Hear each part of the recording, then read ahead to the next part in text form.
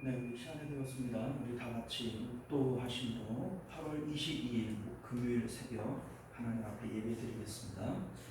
은혜로우신 우리 하나님, 오늘도 우리가 주 앞에 모여 예배합니다.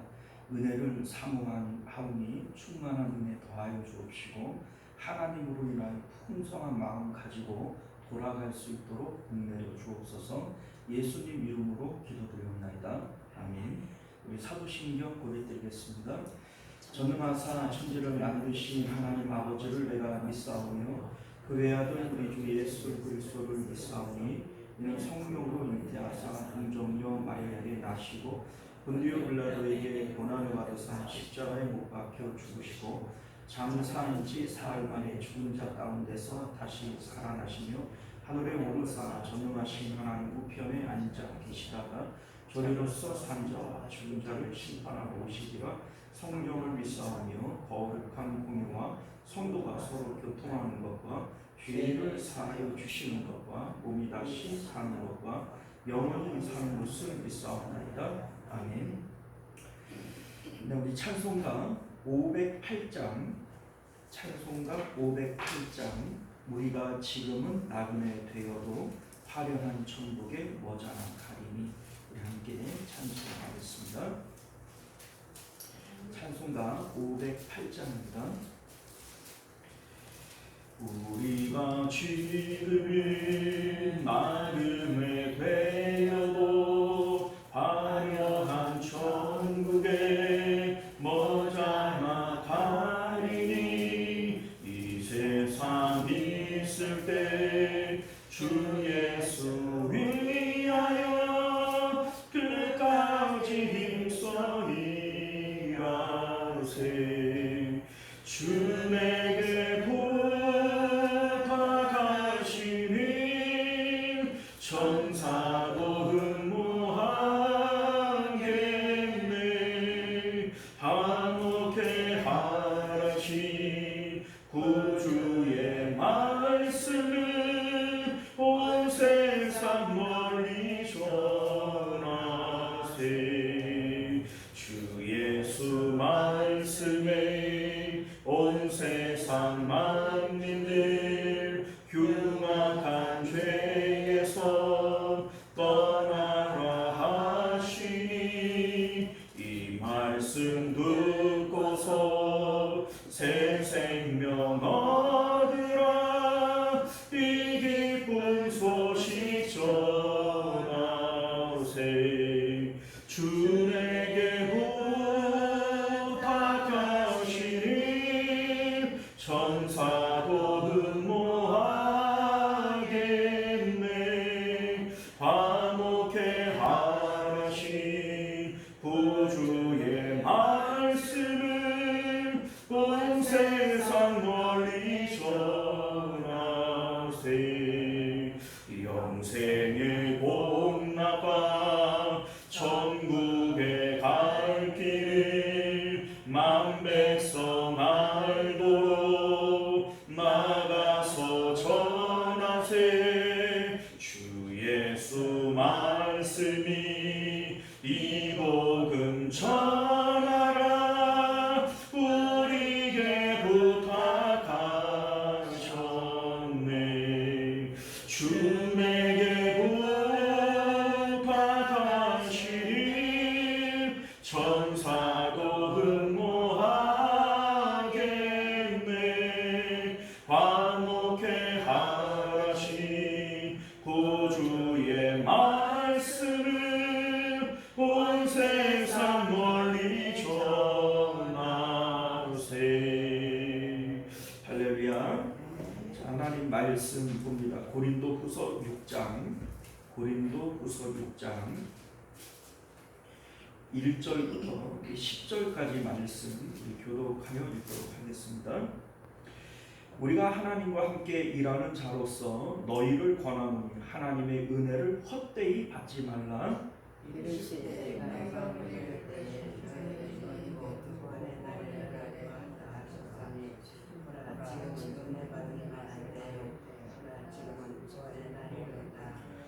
우리가 이 직분이 비방을 받지 않게 하려고 무엇에든지 아무에게도 거리끼지 않게 하고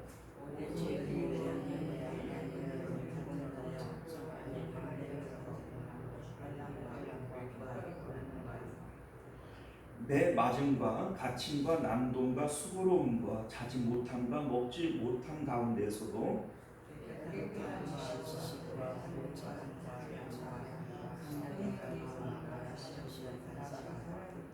진리의 말씀과 하나님의 능력으로 의의 무기를 좌우에 가지고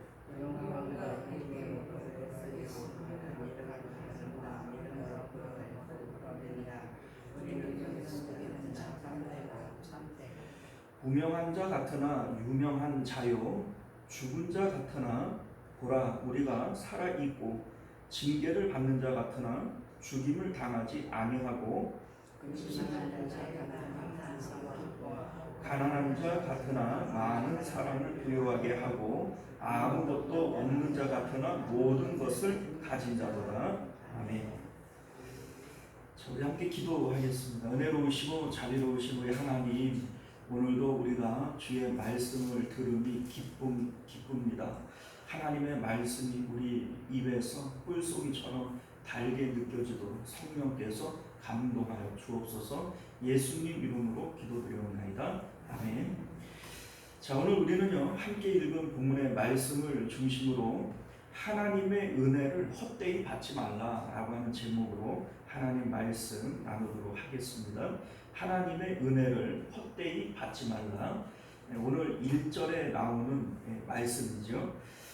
앞서 사도 바울은 5장 11절 이하에서 십자가 복음을 받은 사람들은 하나님으로부터 화목하게 되어진 자이고 또한 화목하게 하는 직분을 받은 자이다 라고 하는 말씀을 이어오게 됩니다. 앞서 이제 사도 바울이 말씀하고 있는 내용들을 우리가 4가지 정도로 종합을 해보자면, 우리 이제 참된 복음을 받은 사람들은 어떤 사람들이냐. 첫 번째는 우리 마음 가운데 질그릇의 보배를 가진 자, 십자가의 예수님을 통하여 하나님을 밭에 감추어진 보화로 발견한 자, 이것이 바로 참된 복음을 받은 자이다 라고 하는 겁니다. 자, 두 번째로는요, 이렇게 되어질 때 우리 마음에는 하나님 나라가 이루어져요. 하나님 나라가 이루어진다는 것은 하나님의 크신 능력과 예수의 생명이 우리에게 나타나게 되어지는 겁니다. 이것이 참된 복음을 받은 자이다 이렇게 얘기를 하는 것이고요. 세 번째는 우리에게 부활의 소망과 하늘 나라에 대한 소망이 우리에게 생겨나게 되어집니다. 세상을 향한 소망들이 사라져버려요. 나는 십자가에서 죽은 자이기 때문에 세상에서 이렇게 되면 좋을 텐데, 뭐 저렇게 되면 좋을 텐데, 이러한 세상에 대한 소망들이 십자가에서 죽고 하나님 나라에 대한 소망과 부활에 대한 소망으로 가득 차게 되어지는 것이죠. 자, 네 번째는요, 이러한 상태에 있는 사람들은 이제 우리가 사나 죽으나 주님을 기쁘시게 하는 자로 살아가게 되어져 있다. 이것이 앞에서 얘기했던 사도 바울의 말씀의 요지가 되어지는 거죠. 자, 그런데 우리가 어떻게 하나님을 기쁘시게 할 수 있느냐. 사나 죽으나 하나님을 기쁘시게 해야 된다 이렇게 얘기를 하는데, 이게 모호하게 들릴 수 있지만 그렇지 않아요. 이게 계속 반복되어지는 내용이거든요. 무슨 얘기냐면, 첫 번째는 하나님을 마음의 보배로 가지는 것, 하나님을 마음의 첫 번째로 우리가 가지는 것, 이게 하나님을 기쁘시게 하는 겁니다. 우리 마음과 뜻과 힘을 다하여 하나님 사랑하라. 이게 하나님 가장 기뻐하는 일이에요. 두 번째는 그것을 나타내는 삶을 살아라. 이것이 바로 하나님을 기쁘시게 하는 일이라는 겁니다. 마음과 뜻과 힘을 다하여 하나님 사랑하는 것과 이웃을 사랑하는 것, 이게 같은 얘기고요. 이 내용을 우리 5장 18절에서 21절까지는 또 다른 말로 표현을 하고 있는데, 그게 뭐냐면 너희가 먼저 하나님과 화목한 자가 되어지고, 그리고 다른 사람들을 하나님과 화목케 하는 직분을 수행을 해야 된다, 이렇게 설명을 하는 겁니다. 그러니까 뭐 이 내용이 말만 바뀌었다 뿐이지 계속 동일한 얘기인 거예요. 먼저 너희가 하나님과 화목하게 되어져라. 이 마음과 뜻과 힘을 다하여 하나님 사랑해라. 하나님을 질그릇의 보배로 가져라. 다 같은 얘기입니다. 자, 그런데 우리 이제 구체적으로 하나님과 화목하게 되어진다라고 하는 것은 어떤 의미냐라고 하는 거죠. 자, 우리 18절 말씀을 보게 되어지면요, 모든 것이 하나님으로부터 났으며 그가 그리스도로 말미암아 우리를 자기와 화목하게 하시고 또 우리가 화목하게 하는 직분을 주셨으니, 우리 좀 전에도 말씀드렸다시피 먼저는 하나님과 화목하게 되어지고 그리고 너희들이 다른 사람을 화목해 하는 직분을 갖게 된 것이다, 이런 얘기를 해요. 자, 그러면 하나님과 화목하게 된다라고 하는 게 뭐냐 이거예요. 여러분들은 하나님과 화목하십니까? 우리 19절 말씀을 보면요, 곧 하나님께서 그리스도 안에 계시사 세상을 자기와 화목하게 하시며 그들의 죄를 그들에게 돌리지 아니하시고 화목하게 하는 말씀을 우리에게 부탁하셨느니라, 이렇게 말씀합니다. 이 내용 뭐 우리가 너무나도 잘 알고 있는 내용이니까 뭐 우리 어렵지 않습니다. 쉽게 말해서 뭐예요? 이전에 우리가 예수님을 알기 전에는요, 죄와 허물로 우리는 하나님과 원수 상태에 있었던 거예요. 그러니까 예수 그리스도를 믿음으로써 예수님이 화목해 되어지는 제물이 되어 주셔서 하나님과 우리는 화목해 되어진 겁니다. 죄를 용서받고 하나님의 자녀가 되어졌고, 그래서 이제 우리는 하나님과 화목하게 되어졌다라고 하는 거죠. 자, 더 나아가서 그들의 죄를 그들에게 돌리지 아니하시고 화목하게 하는 말씀을 우리에게 부탁하셨다. 말씀을 부탁하셨다는 게 뭐예요? 이 복음을 전파하라는 얘기죠. 누구든지 예수 그리스도를 믿기만 하면 하나님과 화목하게 되어지고 평강하게 되어진다라고 하는 이 내용을 전파하라는 겁니다. 이 직분을 우리에게 부탁하셨다, 이렇게 말씀하시는 겁니다.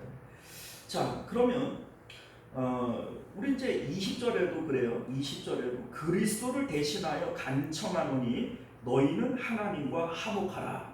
너희는 하나님과 화목하라. 이렇게 당부를 하고 있어요. 자, 그러면 여러분들, 우리는 하나님과 화목한 자입니까? 우리는 이렇게 쉽게 생각을 해요. 나는 예수님 믿고 하나님의 자녀가 되었고 그러니 이제 하나님과 화평하는 자지, 하나님과 화목한 자지, 우리가 이렇게 생각을 한단 말이에요. 그런데 이에 대해서 오늘 6장에서 사도 바울이 구체적으로 말씀하면서 그가 아니라는 겁니다. 그게 아니라는 거예요. 왜 그러냐면 우리 6장 1절을 보게 되어지면 뭐라고 얘기해요? 하나님의 은혜를 헛되이 받지 말라, 이렇게 얘기를 합니다. 여러분들, 지금 고린도 후서를 받고 있는 성도들은 예수님을 믿는 자예요, 안 믿는 자예요? 믿는 자죠. 믿으니까 고린도 교회 안에 있는 자이고 그들을 향해서 이 편지를 쓰고 있는 거 아니에요. 그런데 왜 헛되이 받지 말라, 이런 얘기를 하는 걸까? 여러분들, 실질적으로 헛되이 받는 일들이 일어나고 있기 때문인 거예요. 자, 무슨 얘기냐면 우리는 단순하게 내가 예수님 믿고 죄사함 받았고 하나님의 자녀 되어졌고 그러니 나는 하나님과 화목하지 라고 생각을 하지만 그게 아니라는 겁니다. 그렇게만 생각을 하고 있는 것이 하나님의 은혜를 헛되이 받는 것이다, 이 얘기를 하고 있는 겁니다. 자, 그러면 하나님의 은혜를 헛되이 받지 않기 위해서는 어떻게 해야 되느냐?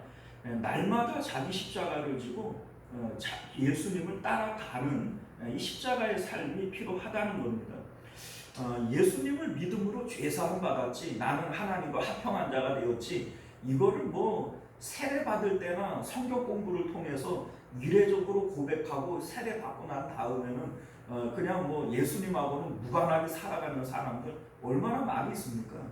여러분들, 그들이 바로 은혜를 헛되이 여기는 사람들이라는 거예요. 하나님의 은혜를 헛되이 여기지 말아라. 너희들이 하나님과 화목한 상태라고 착각하지 말아라. 이렇게 지금 말씀하고 있음을 믿으실 수 있기를 바랍니다.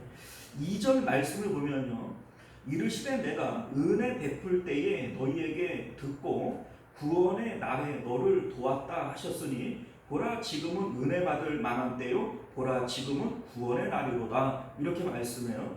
너무나도 유명한 말씀이죠.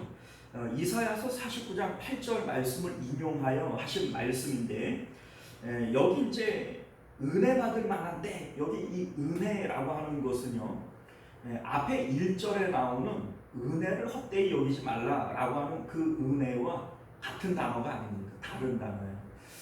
앞에 나오는 이 은혜라고 하는 것은 카리스라고 하는 헬라어 단어를 사용을 했는데, 우리가 일반적으로 알고 있는 하나님의 무조건적이고 거저 주시는 호의와 친절, 이게 앞에 나오는 카리스라고 하는 은혜라면, 2절에 나오는 이 은혜라고 하는 것은 덱토스라고 하는 단어를 사용을 했는데요.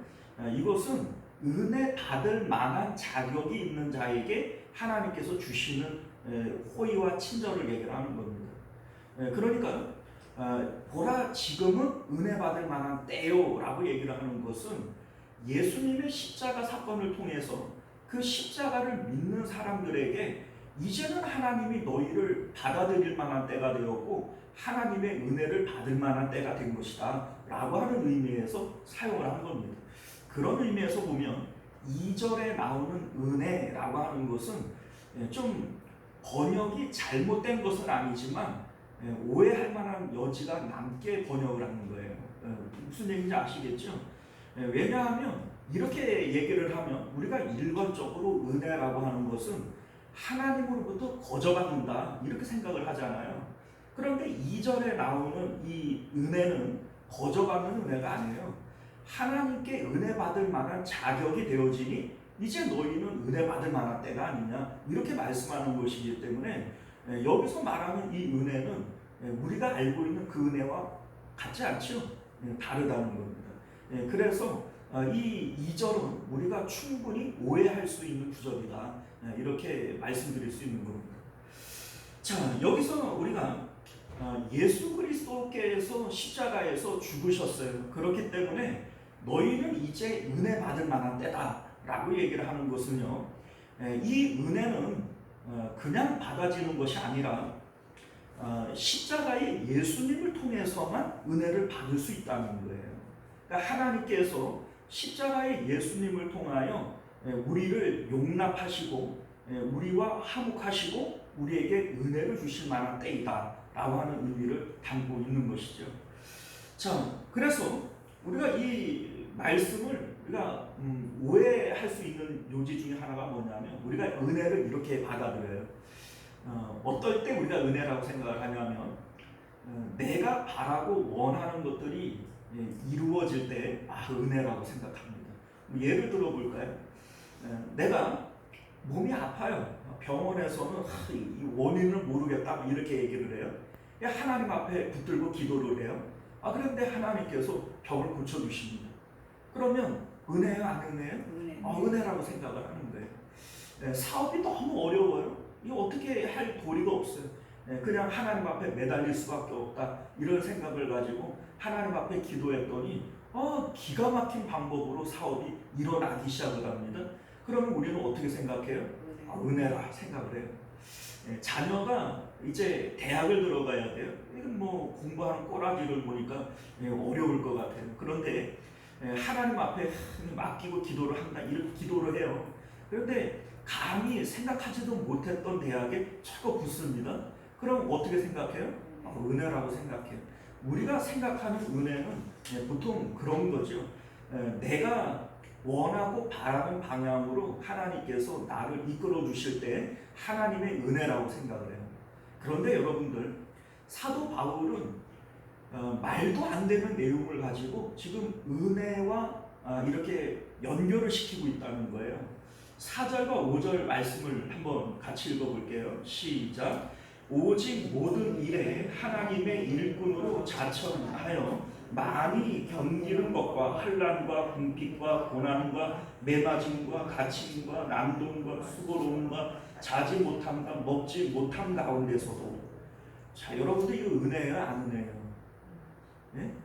근데 사도 바울은 지금 하나님의 은혜와 자기가 받는 환난과 고난을 연결시키고 있다는 거예요. 우리는 내가 원하고 바라는 방향으로 갈 때에만 이걸 은혜라고 생각을 하는데, 사도 바울은 전혀 은혜라고 할 수 없는 상황들을 끄집어내면서 이거를 은혜로 말하고 있다는 겁니다. 자, 이유가 뭐냐? 여러분들, 우리 하나님은 창조자이시죠. 절대 주권자이고, 그래서 전지전능하신 분이에요. 그러면 우리가 하나님의 화목한 직분을 받아서 하나님과 동역을 한다라고 생각을 하면 좋은 일이 있어야 되고 환난과 고난으로부터 건져주셔야 돼요. 그런데 아닌 거예요 지금. 그렇죠? 사도 바울은 하나님의 화목해하는 직분을 받았고 사도라고 하는 직분을 받아서 하나님과 동역하고 있는 것인데, 하나님께서 주시는 것은 환난과 궁핍과 고난과 매반직과 갇힘과 자지 못하고 먹지 못하는 이러한 환난과 고난 가운데 사도 바울을 인도하신다는 거예요. 오늘날 우리 삶 가운데에도 그럴 수 있어요. 내가 예수님 잘 믿고 신앙생활 잘하는데 환난이 찾아올 수 있고 어려움이 찾아올 수 있습니다. 그러면 우리는 마음 가운데 어떤 생각들을 가지게 되어지냐면 불만이 생기는 거예요. 아니 하나님 전지전능하다고 얘기를 하더니 하나님께서는 뭡니까 창조자라고 얘기를 하더니 별 볼 일 없네. 예? 능력이 많으면 뭐예요? 너무 일을 안 하시는데 별것도 아니네. 이러한 어떤 마음의 불신함과 하나님을 향한 어떤 불만들이 생기는 거예요. 아니 하나님께서 이렇게 해주면 좀 안 돼? 저렇게 해주면 좀 안 돼? 이렇게도 못해? 이런 어떤 불만들이 생겨날 수 있지 않겠어요? 자, 그런데 사도 바울은 이러한 일들을 통해서 우리가 하나님의 은혜를 헛되이 여기고 있는 것이다, 이렇게 말씀하고 있는 겁니다.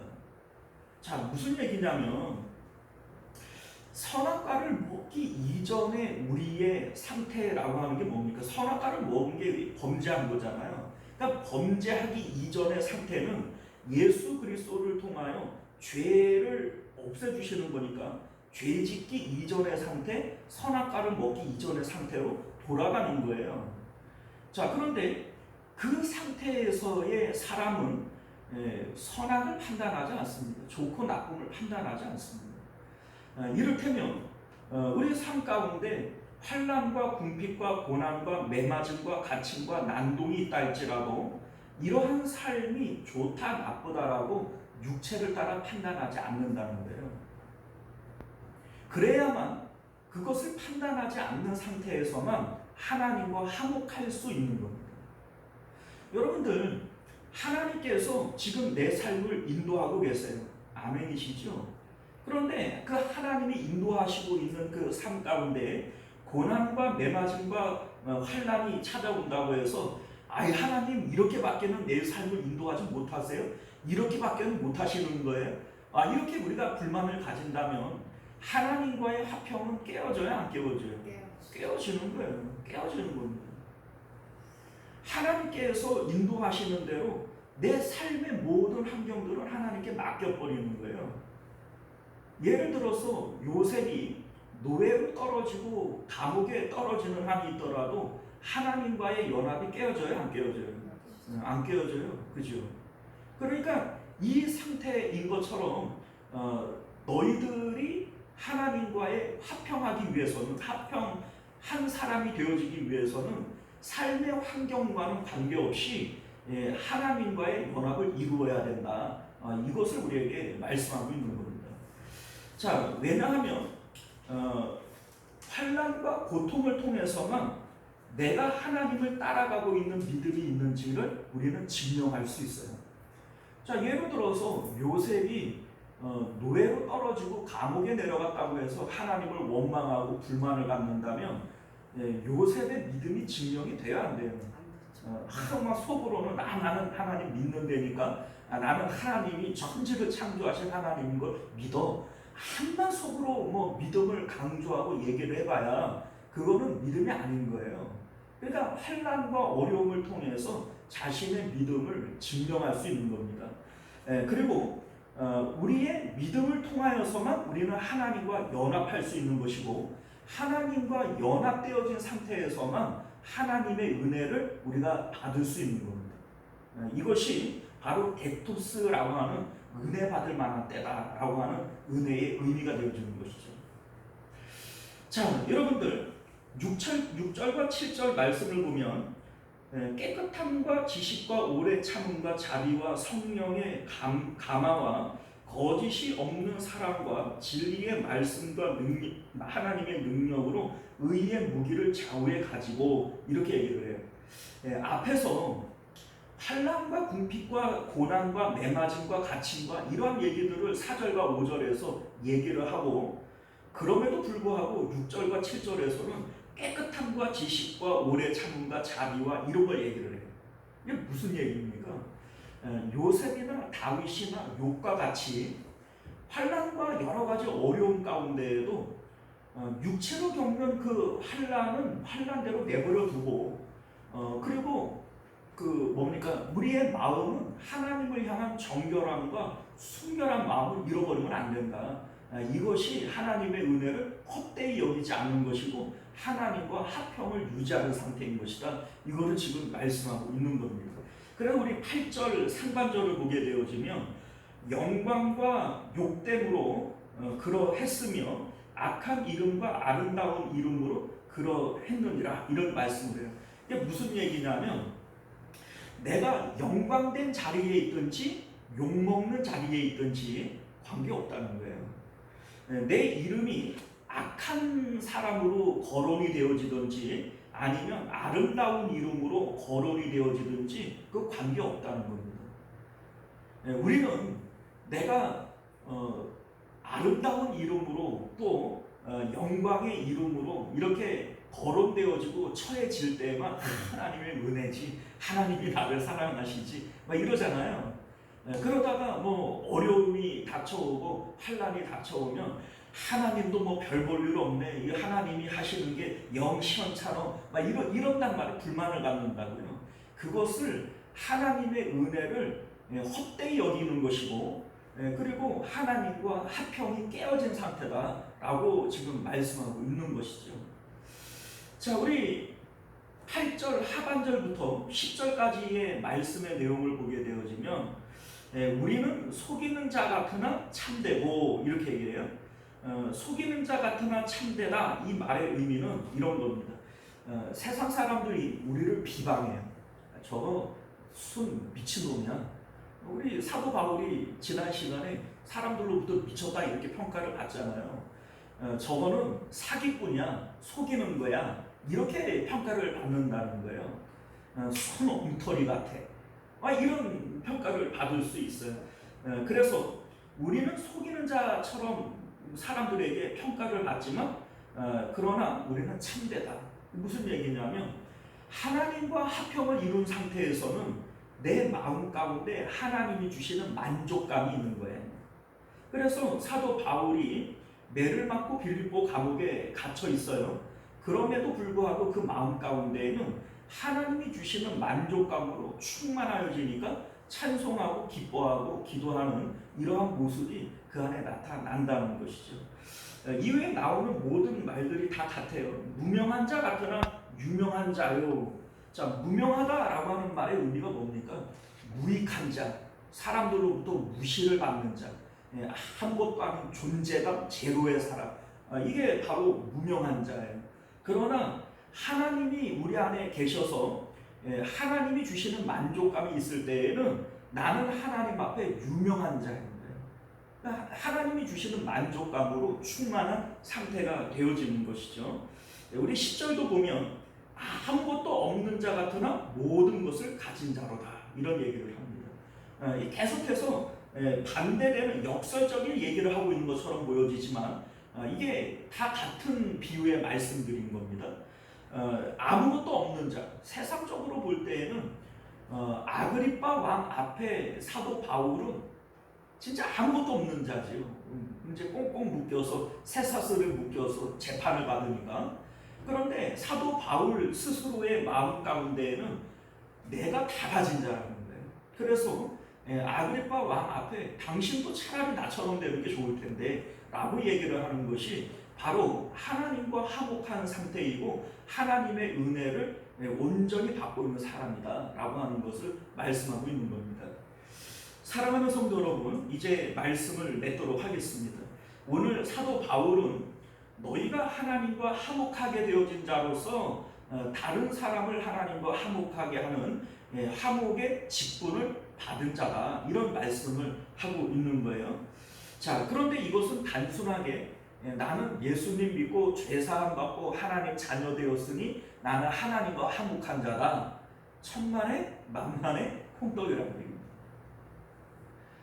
내가 하나님을 믿었기 때문에 나는 하나님과 화목하게 되어진 것이다, 그렇게 볼 수 없다는, 그거는 하나님의 은혜를 헛되이 여기는 거라는 겁니다. 날마다 십자가를 통해서 하나님과 연합되어진 상태에서만 보라 지금은 은혜 받을 만한 때요 라고 하는 이 은혜를 받는 상태가 되어지는 것이죠. 사랑하는 성도 여러분, 우리가 하나님과 화목한 자입니까? 지금 나는 하나님과 화목하고 있습니까? 내가 하나님과 화목하기 위해서는 내 뜻과 내 계획이 십자가에서 죽어야 돼요. 하나님께서 나를 살리시든지 죽이시든지 하나님의 뜻 가운데 항상 나는 기쁨과 감사 가운데 주님을 따라가야 돼요. 그게 바로 하나님과 화목한 상태예요. 은혜 받을 만한 때인 것을 믿으실 수 있기를 바랍니다. 기도하겠습니다. 은혜로우시고 자비로우신 우리 주 하나님, 오늘도 우리에게 주시는 하나님의 귀한 말씀을 통하여 하나님의 은혜를 헛되이 여기지 않는 저희들 되도록 은혜 베풀어 주옵소서. 우리는 하나님과 화목하게 되어지며 하나님과 연합하게 되어질 자격을 얻은 자들이지만 그 자격을 뿌리치고 부뚜막에 소금도 넣어야 짠 것이고 구슬도 꿰어야 보배인데 예수 그리스도의 이름을 붙들고 하나님과 화목하게 되어질 수 있는 자격을 가졌지만 지금도 하나님과 화목하지 못하고 내 뜻과 내 계획을 가지고 하나님과 불만하며 하나님과 분리되어져 있는 저희들의 모습들을 보게 되어집니다. 우리 하나님, 하나님의 은혜를 헛되이 여기지 않는 저희들 되게 하여 주옵소서. 거룩하신 예수님 이름으로 간절히 기도드리옵나이다. 아멘. 우리 주기도문으로 예배를 마칩니다. 하늘에 계신 우리 아버지여, 이름이 거룩히 여김을 받으시오며 나라가 임하시오며 뜻이 하늘에서 이루어진 것 같이 땅에서도 이루어지이다. 오늘 우리에게 일용할 양식을 주시옵고 우리가 우리에게 죄 지은 자를 사하여 준 것 같이 우리 죄를 사하여 주시옵고 우리를 시험에 들게 하지 마시옵고 다만 악에서 구하시옵소서. 나라와 권세와 영광이 아버지께 영원히 있사옵나이다. 아멘. 자, 우리 계속해서 함께 기도하실 때 먼저는 말씀을 기억하시며 기도하실 수 있기를 바라겠고요. 나라와 민족을 위해서, 가정과 자녀들을 위해서, 또 우리 교회의 부흥과 한우들을 위해서 함께 기도해 주시기를 부탁드리겠습니다. 우리 주여 한번 외치고 함께 기도합니다. 주여, 은혜로우신 우리 주 하나님, 우리가 오늘도 주